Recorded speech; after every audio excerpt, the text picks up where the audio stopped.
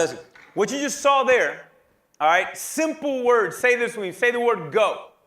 All right, say it again. Say go.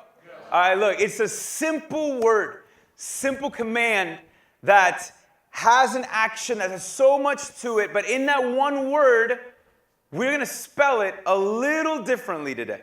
I mean, how would you spell go? Obviously, right? G-O, right? You just spell go. All right, and so we're going to define and we're going to spell go a little different.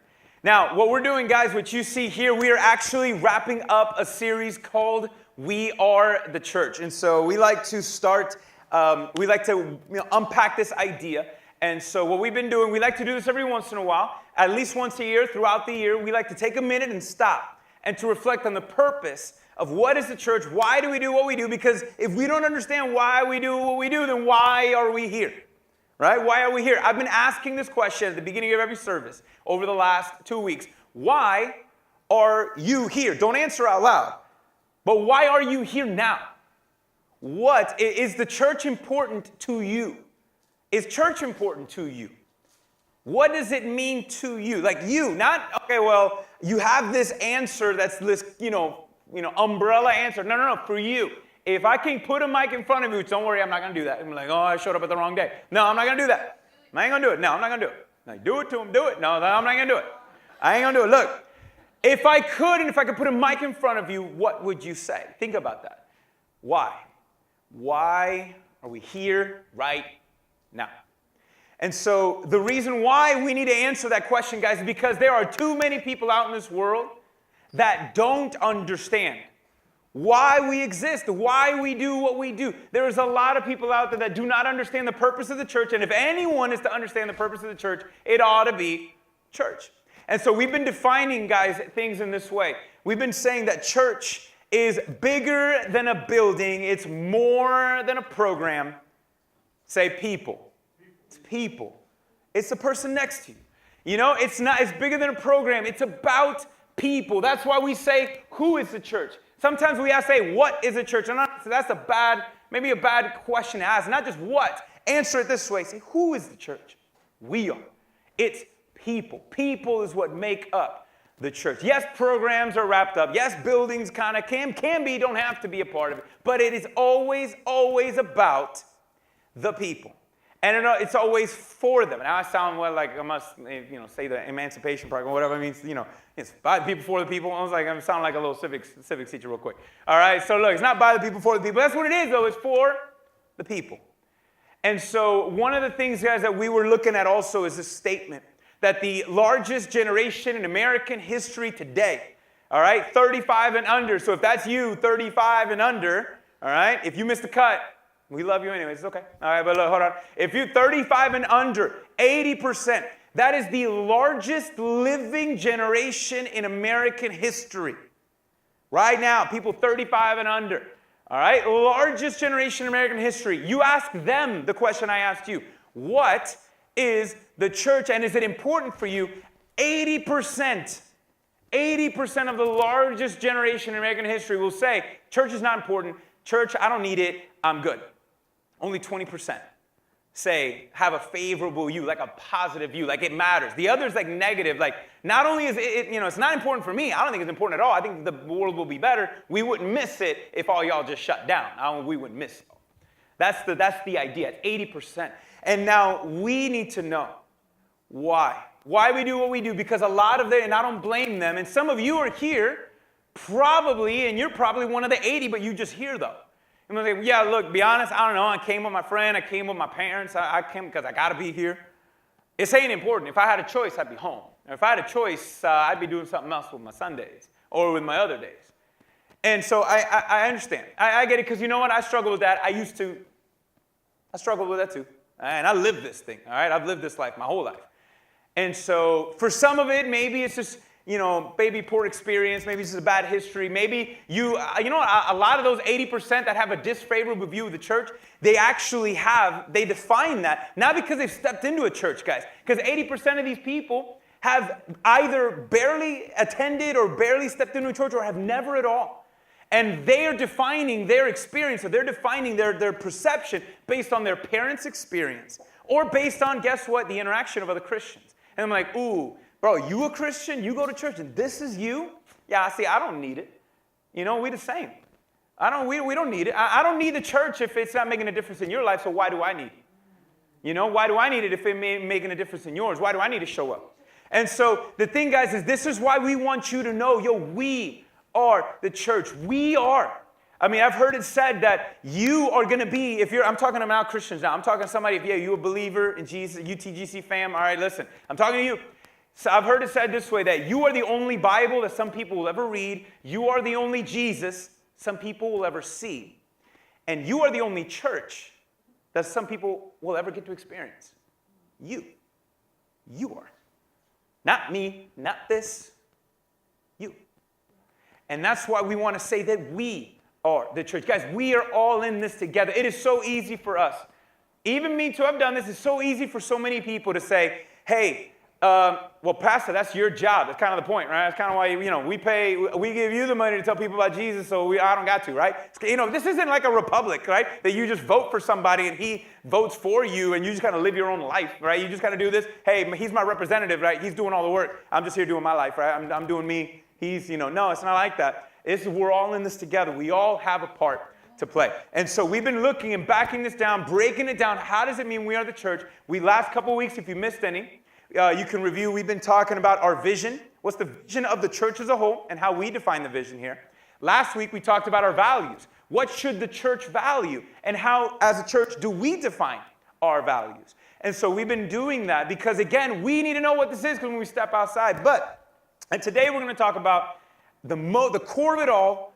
What is our main purpose? What is our purpose? And then we're going to share how we define that. But before I say anything else, I'm going to ask you a question. Since we're in the theme of going back to school and all that stuff, I had 4 special things, 4 days that I always look forward to in school. So tell me, raise your hand if any of these, give me a thumbs up if you agree with me, all right? These are days that I look forward to or things that I look forward to when it came to school. Number 1, lunch. Lunch. I look forward to lunch. Okay, yep, I look forward to lunch. Let me see. I look forward to PE. That was me. I love just being outside and playing. See, all right, less hands. I always look forward to the last day of school. Yeah, I look forward to the last day of school. Now, I don't even know if some of y'all do this, so let me ask this question. I always look forward to show and tell. Anybody did show and tell? Who did show and tell? If you've ever done show and tell. Show and tell. Do we not do show and tell anymore? What? No, talent. No, show and tell is not a talent show. No, show and tell, listen. Show and tell is something where you had to bring something from home and stand up in front of the class, show the class, and tell them whatever it was. That was more like elementary stuff, right? Now, does that make sense? Did you ever do that in elementary school? Show and tell, show and tell? I love that. I always look forward to, it's a genius idea, right? For a great way for public speaking. Right? Great practice for public speaking because show and tell is so easy. The reason why it's easy is because you get to share about something that you love. And it is so easy to talk about an experience, or it's so easy to talk about something you love, even if it's hard to talk in front of people. So I'm going to do that right now. I got a little show and tell today. All right, we're going to do a little show and tell. So I brought this from home. Okay, we're going to do a little show and tell. This is, if you can tell, can you guys see? I'm going to step it out of the side of the view of the camera. It's a car. Can I see a little car? No? Okay. Yeah, it's glass. It's glass. So let me tell you, let me show you this. Now I get to tell you about it. So if you've never done show and tell, you're going to get to experience it in about 3 minutes, for the next 3 minutes. Look, this is something, I want to show you something that belonged to one of my grandfathers, okay? Actually, my dad's dad. And he always had this on the top of his dresser. And as a kid, it looks like a toy, right? So as a little kid, I want to say, as long as I can remember, I'm 35. As long as I can remember, he's always had this. I don't know if at some point, but this thing could easily be, for sure, 25 years old, more than likely 30 or 30 plus years old. Okay, so something like that. And I used to love to grab it and play with it because to me it looked like a car, right? I was like, ooh, and I would play with it as a kid. And he would always have it on his dresser. And I would, mess with it. And, for whatever reason, the trunk seemed loose. And so I would, line it up and just play. I love the color. Right? It's just a cool aqua, greenish, cool Caribbean-looking blue color. I love blue. Right? It's like bluish green. It looks so nice. And so even though it was glass, right, I had to be careful with it. But I loved playing with this. And so years went by. I guess I don't know what happened to it. I just stopped seeing it. And a couple of weeks ago, I was at my grandparents' house helping them to clean out some things and, moving around the house and whatnot. And as I'm about to empty out a box that was trash, at the bottom of the box was this.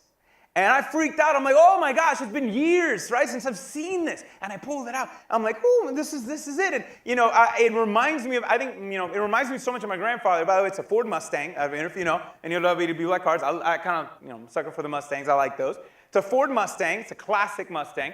And my grandfather loved cars. In fact, both my grandfathers loved cars. And this one in particular, he just loved cars. So he just always had it around because he just loved cars. And so I took it out and I started, and I was like, man, I can't believe this thing still exists. And so I asked for it, I said, can I keep it? I was like, yeah, you can keep it. And I was like, they didn't use it anymore. My grandfather didn't use it anymore. So I took it home and I wanted to put it on my desk because as a reminder of my grandfather, as a reminder of really both my grandparents. I don't know why. When I look at it, I remember my grandparents. And I'm messing with it. I was like, man, and then I looked at the bottom. I never saw it before. It's a 1964 Mustang. This is from Avon, right?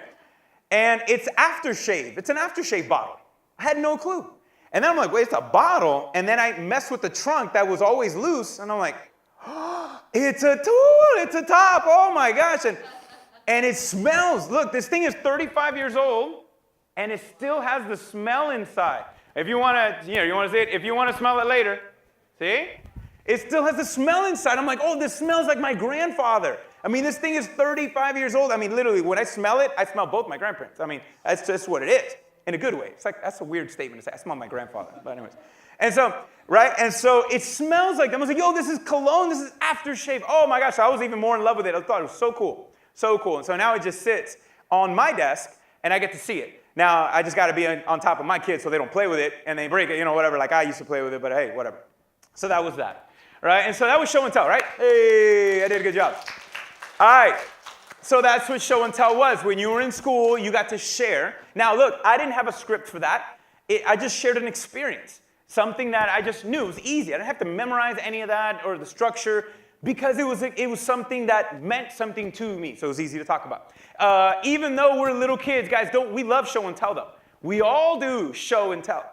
Oh my gosh, let me show you this video real quick. Let me tell you about what I saw, right? Hey, I just had this experience. Bro, did you hear what so-and-so did? Did you hear what happened, right? Did you hear about how Kathy fell asleep in first period, whatever? Oh, all that stuff. Did you see what happened? Oh, how he fell, how this. Hey, let me tell you, man, God answered my prayer. God answered my prayer, let me tell you. I just had this amazing vacation. Let me tell you about it. That's show and tell, guys. We all love. There's just something about it. And this is why I love show and tell. And it's the reason why you all love to share powerful, amazing things.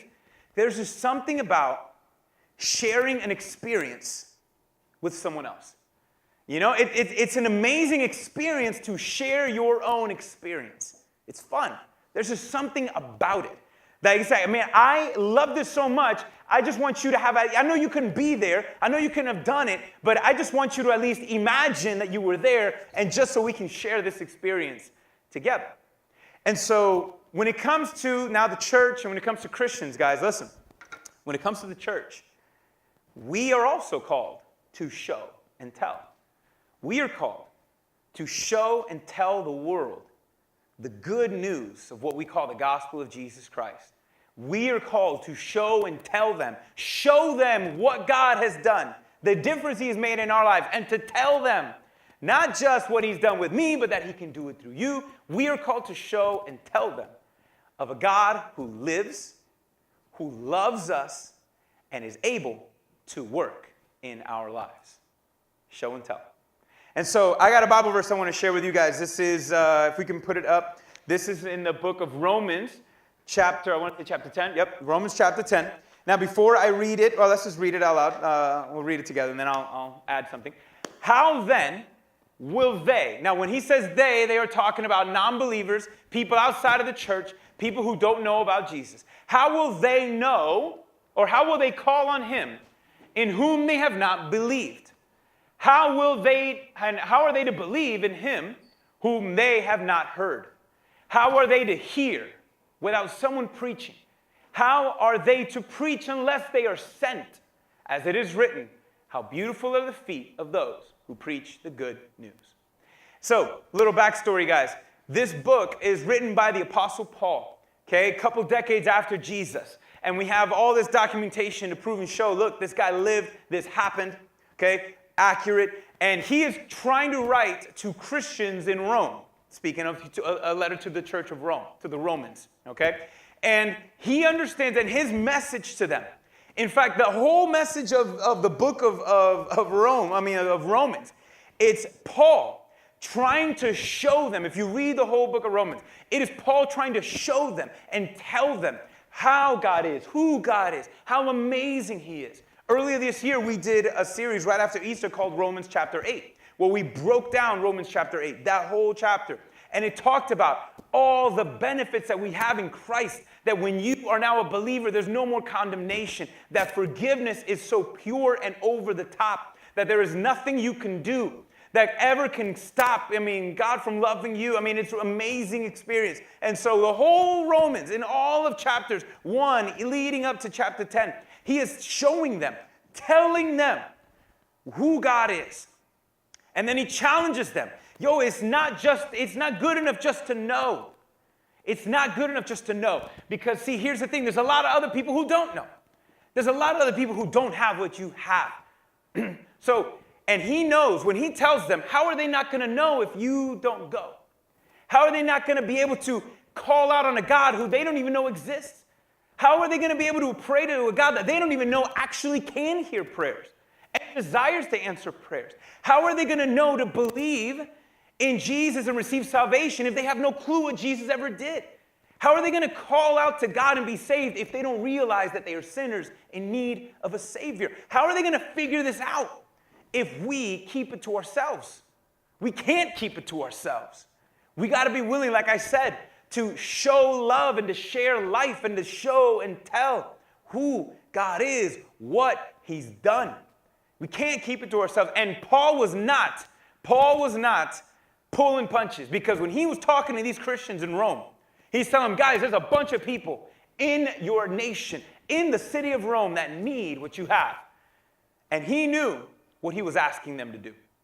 Guys, because back then, to be able to say, hey, share your faith, man. Hey, tell people about Jesus. Back then was not like today. Maybe today they'll crucify you, on social media. They might crucify you on social media. Back then, they just straight crucified you. Okay? In Rome, one of Rome's horrible dictators, his name was Nero. Nero was famous. Dude was crazy. He was famous for taking Christians in Rome, putting them on pikes, putting them on poles, lining up the streets with Christians, women, children, okay, guys, lighting them on fire, and that was what lit the streets of Rome. Human lampposts, Christians. So, Paul understands when he is telling them, how are they going to know? The ones that are lighting up other believers in Jesus, putting them on a pole and treating them like a lampstand out on the street, a street light. Okay? How are they going to know that they need Jesus too if we don't say anything? Yo, Paul, what you talking about, man? We're just trying to survive here. We're just trying to make it. He's like, yeah, but they need it too. They need it too. It's not a part of just trying to make it, trying to survive through it, trying to just make it to the end. No, what you got in you needs to get out. You can't bottle up light. You can't bottle up fire. You got to let that burn. You got to let that go. And so he understands what he was saying, guys. I know what I'm asking you to do, but it's not easy. It's not easy. But it's the best thing. It's not easy, but it works. Guys, there's a lot of things that it's not fun to do. It's not easy to do. There's things that work, things in life. For some of us, eating like a healthy diet is not easy, right? For some of us, I just love food. I love cookies, all right? So it ain't easy, right? Thank God the genius who created protein cookies. Oh my, I love that guy, all right? I hope God gives him like a double mansion in heaven for that just genius idea of making, healthy protein cookies. Woo-hoo, we love that guy. And so whoever made that up, awesome. Okay, that guy needs double blessings real quick. And so, I know it's hard to eat healthy. It's hard to do certain things. But let me ask you, if you did it, if you ate healthy for X amount of time, years later, what do you have to show for that? You'll be feeling better. Maybe you'll lose some weight, right? Would you, if you chose to just look, this isn't easy for me, I love this, I'm giving up that, but all right, what would you show for it in the end? Results. Because it works. If all you did was eat, if all you ate was protein and produce, that's all you ate. And you say, I don't believe this works. I don't believe I'm going to feel better. But if you did it anyways, even if you didn't believe you were going to feel better and be healthier, is it going to work? Even if you don't believe it? Yes, it's going to work. Because you're eating healthy, it's going to work. Even if you don't believe it, but if you do it, it's going to show results. And in the end, if it's like, what do you have to show for it if you just ate whatever you wanted and just kind of what do you have to show for it? Oh, maybe, a little extra pounds, or maybe this or maybe that, or nothing in the end. You don't have nothing else to show. It doesn't compare. And so here, Paul is saying the same thing as, look, I know it's not easy. For some of us, it's not easy. For some, it's not easy. But it works every time. When we let that light shine, that light always takes out darkness, 100%.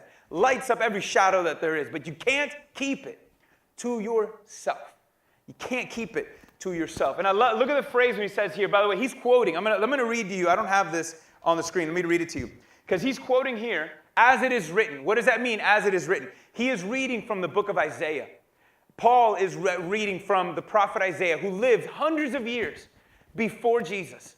And in the prophet Isaiah, he says in Isaiah 52, he is talking, Isaiah is having this, it's a prophetic chapter, when he is talking about one day that the Lord will come. One day salvation will come to the world. And so he was speaking of Jesus. And so here, he's quoting Jesus. He's quoting Isaiah, saying what Isaiah preached about, guys, about 1,000 years from when he was talking, about hundreds of years before when he wrote this. He was saying, it is here. And let me read the whole phrase, because he's paraphrasing, how beautiful are the feet of those who preach the good news. Isaiah says, how beautiful upon the mountains are the feet of him who bring good news, who publish peace, who brings good news of happiness, who publish salvation, and says to Zion, your God reigns. So a little more in detail there. And I love even the words Isaiah uses, right? And how beautiful are the feet who bring good news. Guys, here's why. Let me give you one good reason why you ought to share good news. Why, if God has done something good in your life, you got good news to show and tell. Why should you? Because there's a lot of people out in the world that are tired of hearing bad news. You guys know it. Some of you are shaking your heads like, yeah. Every time I turn on the news, bad news, right? You do not know. You don't know. It's the person next to you say, man, all it is bad news after bad news. Bad news, you're evicted. Bad news, you're fired. Bad news, you owe the government taxes. You owe us money.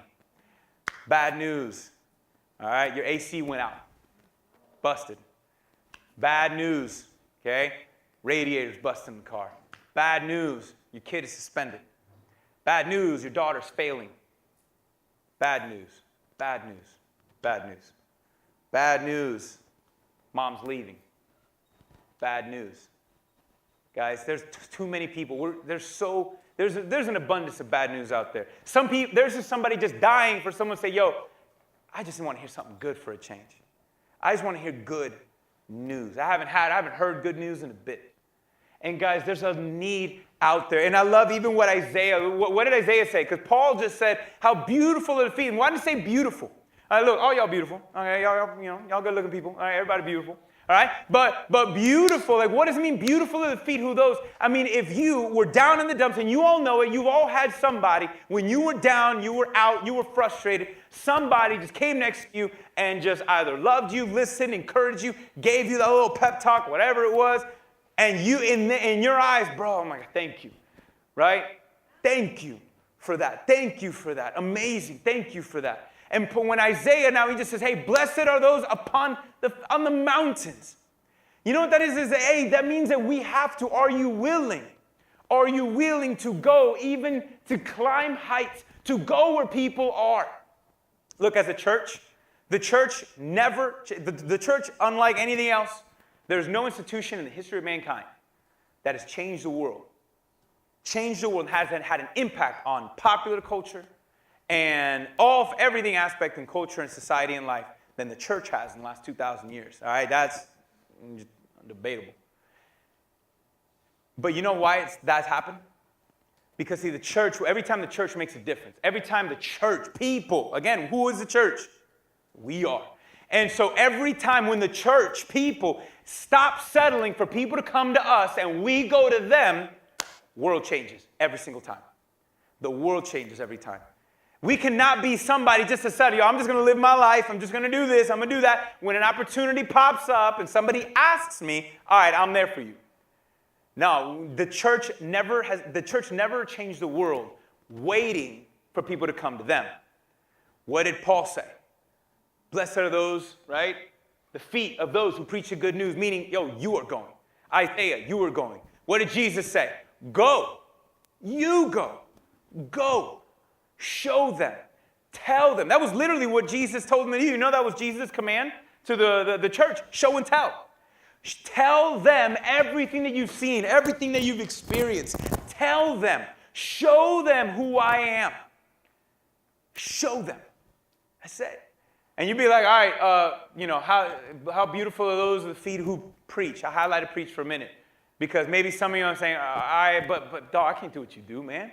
I can't be, you talking about I gotta do this? I gotta just stand up in front of people, stand in the lunchroom and just start going at it, or I gotta just stand up in my workplace, like, hello, welcome to, can I tell you about Jesus real quick before, it's like, whatever it is, if you customer service, right, you on the drive-through, would you like some fries with that? Yeah, hey, would you like some Jesus with that too? It's like, you can't supersize the meal real quick, right? No, you can't do that. It's not, I'm not saying, when I say preach, I'm not saying do what I'm doing.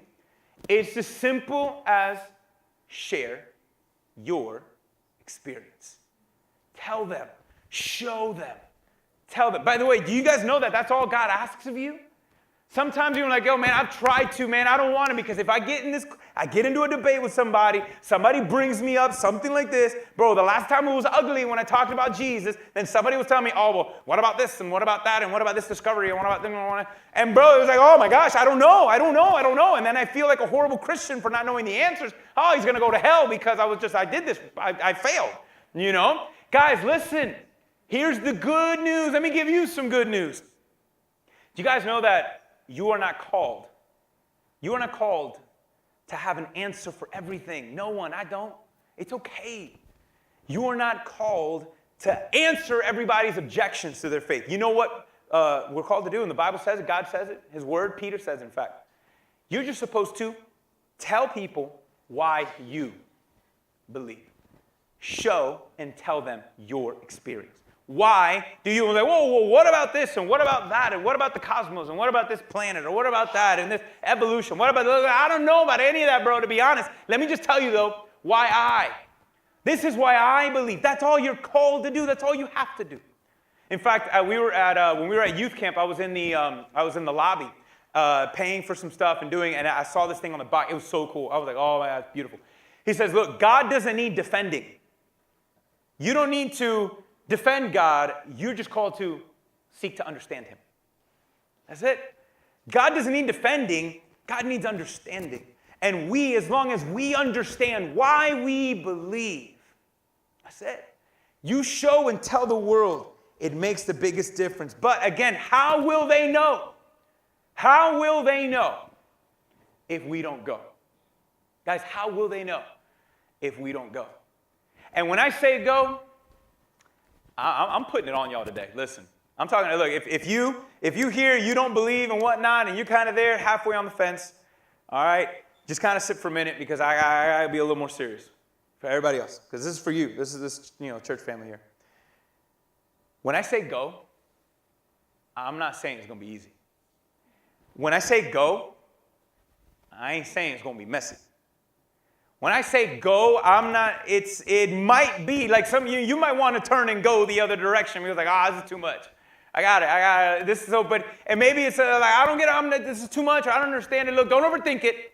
Let me spell go real quick for you. Ready? Here's how you spell go. Love. There you go. Just keep it that simple. Love. When Jesus says, hey, go, well, go and do what? Yo, let's spell go this way. L-O-V-E. Love. Love. That's it. Hey, you're going to bump into somebody who's not going to understand you, who's not going to believe in what you believe in. It's like, bro, your story, trash. I don't like it, okay? They're not going to, they're like, and that's just chemical reactions in your brain, bro. That's, forget it. That's just what it is, dude. I mean, that ain't faith. That's just, neurons and stuff, just making it up, all right? I don't believe it. I don't believe it. So guess what you're called to do to that individual who don't believe? Love them anyways. Yep. Love them. Love them anyways. That annoying person. That person that's like literally, bro, that like the person's on repeat. Like, they just stuck in a cycle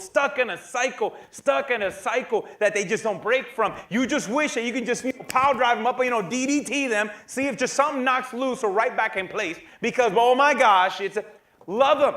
And you know what's the easiest way, if for those kind of people to love them? Just show up.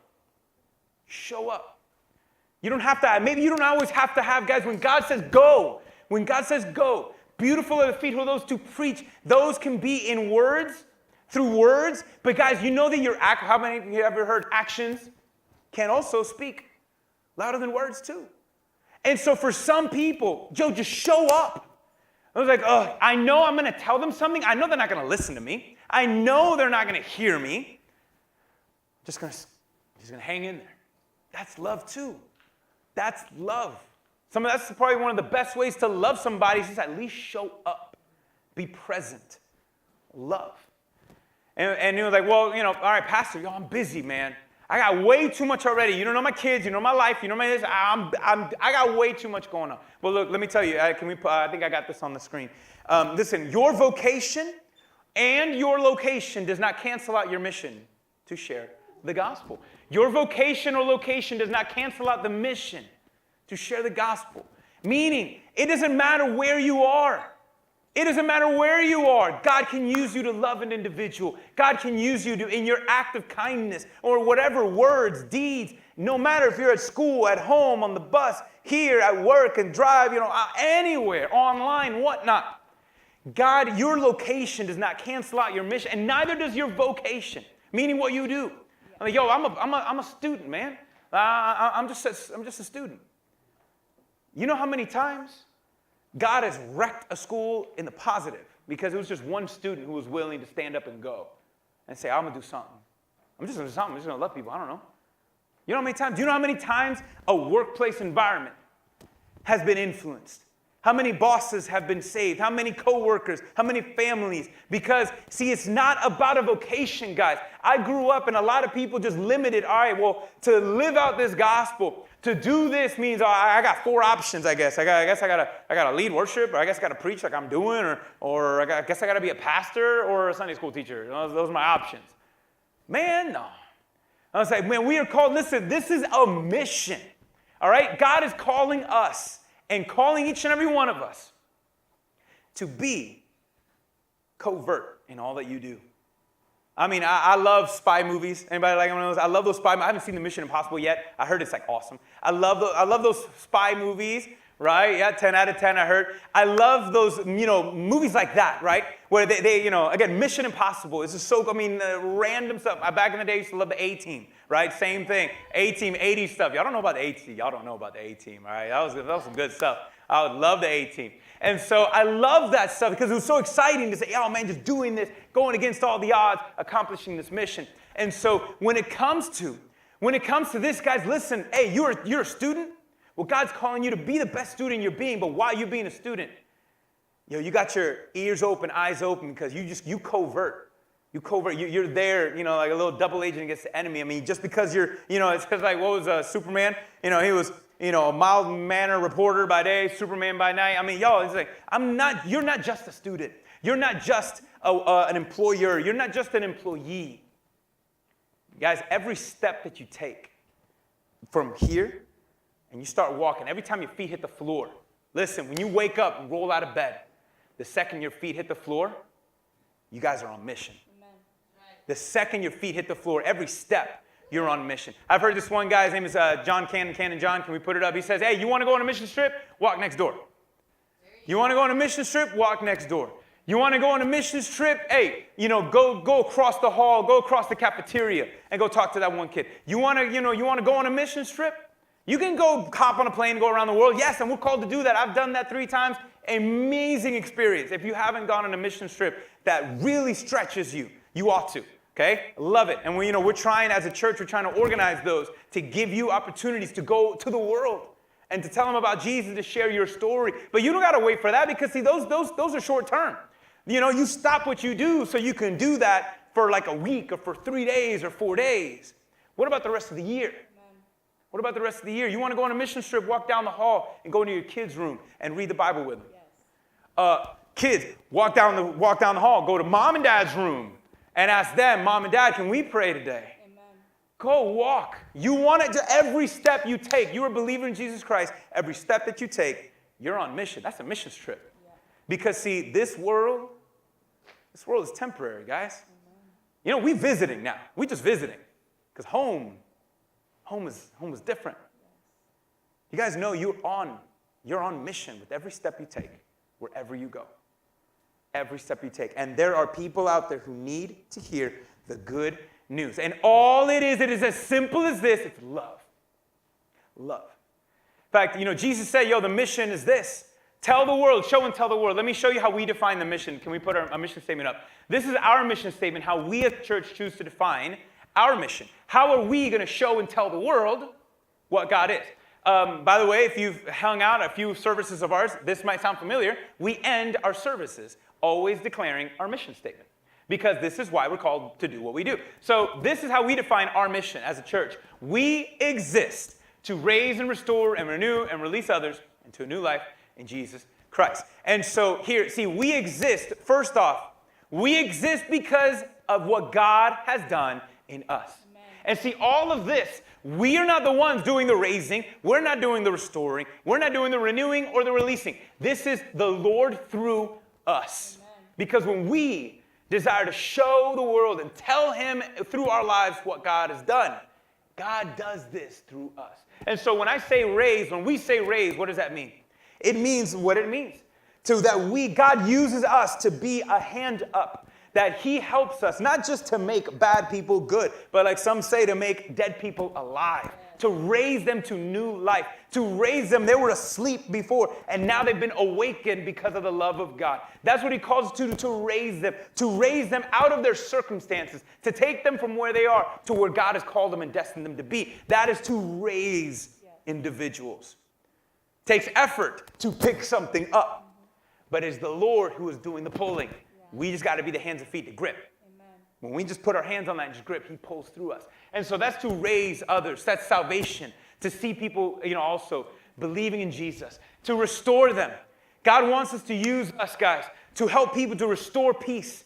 In where the enemy has stolen peace, that we restore peace. Where he has stolen hope, that we restore hope. We restore relationships. We restore the mind.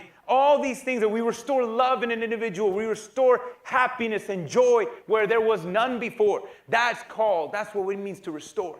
And to renew is a process. Renew is a process of growing and walking away from the old, stepping into this new that God has. That is a process. And what it is really not denying ourselves as much and being somebody completely different. It is learning to allow God to shape us in exactly how he created and destined us to be.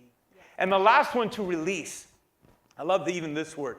To release someone is that God may use us through him, that he may help us to release others from the chains of sin, the chains of addiction, the chains of depression, whatever chain that holds on to them, that God may use us to help release others into that. But also the release is to empower.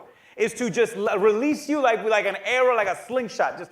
That we just send you out into the world. And wherever you go into work, you go into school, you go next door, you cut the grass, you go into Walmart, whatever it is, that every time you go, you are released with the power and the Spirit of the living God to then do all of this wherever you are. Yeah. That's releasing you to be who God has called you to be. And we do this through this new life in Jesus Christ. And so we do this, and this is why we exist. As a pastor, I'm telling you, when somebody says, hey, we should do this. Does that help us to accomplish our mission? Yes. Okay, let's talk about it. Does that help us to accomplish our mission? Well, not really. I think it's fun. Scrap it. No, because if we ain't on mission, then it's not helping, right? And so this is how we define what we do, why we do it. It is to show and tell the world. And by the way, you know what's the easiest way to do this?